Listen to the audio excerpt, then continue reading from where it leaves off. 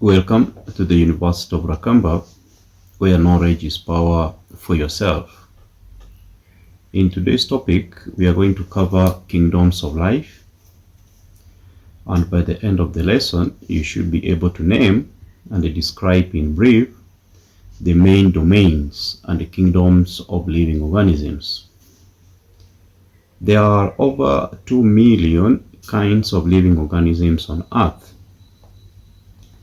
All these organisms are grouped into 8 units using their common features. These units are 1. Domain, 2. Kingdom, 3. Phylum, 4. Class, 5. Order, 6. Family, 7. Genus, and 8. Species. The process of grouping living organisms is known as taxonomy. The man called Carolus Linnaeus is the father of taxonomy since 1750s. He came up with a system called binomial nomenclature, where an organism is given 2 names. The first name represents the genus, with its first letter always capitalized, while the second name represents the species, with its first letter always lowercase. Italic style is used when the name is printed, or underlined separately if it is handwritten. For example, the Homo sapiens, the scientific name of human beings. All living organisms are grouped into 3 domains and 6 kingdoms. The 3 domains are 1. Archaea, 2. Bacteria, 3. Eukarya. And the 6 kingdoms are Archaebacteria, Eubacteria, 3. Protista, 4. Fungus, 5. Plantae, and 6. Animalia. The Archaea domain has the following characteristics. 1. Organisms in this domain are all prokaryotes. Prokaryotes organisms, their cells do not have membranes around the nucleus. 2. These organisms do not require oxygen and can live in extreme salt environments as well as hot environments. 3. Most members are long-time bacteria and all belong to the kingdom Archaebacteria. Examples include methanogen bacteria found in the stomach of ruminant animals like cows. The bacteria domain has the following characteristics. Organisms in these domains also are all prokaryotes, that is, their cells do not have a membrane around the nucleus. 2.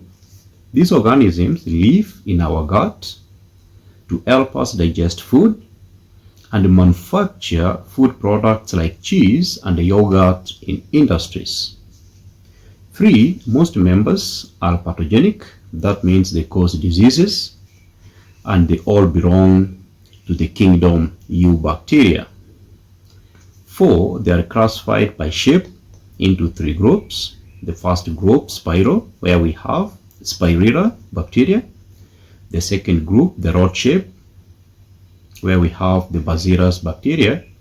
And the third group, round, where we have the Coccus bacteria. The Eukarya domain has the following features. Number 1, organisms in this domain are all eukaryotes.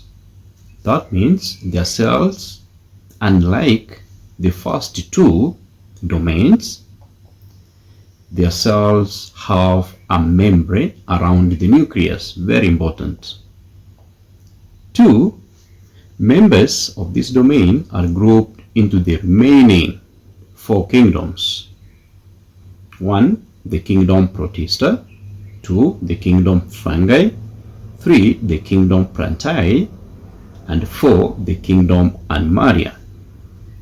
In the kingdom Protista, the following characteristics are observed. 1. They are all eukaryotes. 2. They are single-celled, for example, amoeba. 3. They live in damp places of water. 4. They are subdivided into two groups, the protozoans and the algae. The protozoans have no cell walls or chlorophyll, and most can move, therefore they are consumers. Examples: the paramecium. Some are pathogens, they cause diseases, for example Plasmodium protozoa, the one that causes malaria. The algae, on the other hand, are producers that live as single cells or form chains, for example the green algae. The kingdom fungi has the following features. The body is made of threads called hyphae. The branching hyphae produces a network called mycelium that helps to absorb nutrients through their large surface area.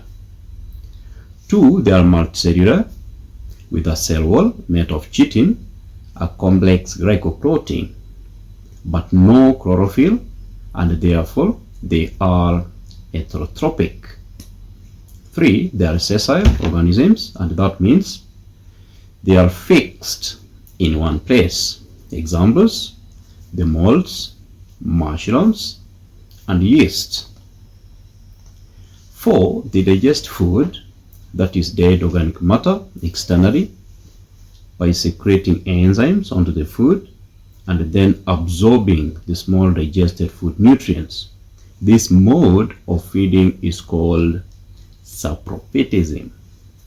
Some are pathogens, they cause diseases, for example the arthritis foot.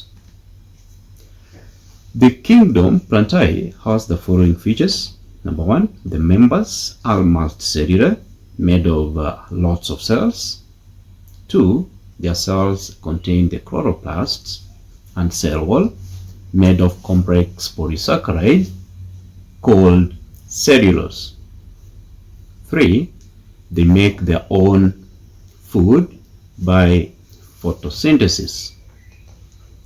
Of course, many plants, they are fixed on one spot. 5, they are divided into two groups, the gymnosperms and angiosperms. Gymnosperms are plants that grow cones with naked seeds, open seeds. They are non-flowering plants, with the most common being the conifers. Angiosperms are flowering plants with covered seeds. They are further classified into two, the monocotyledons and dicotyledons. Monocots have one cotyledon and a fibrous root system. Examples include corns and grasses. Dicots contain two cotyledons and a main root called the taproot. Examples include the roses and beans.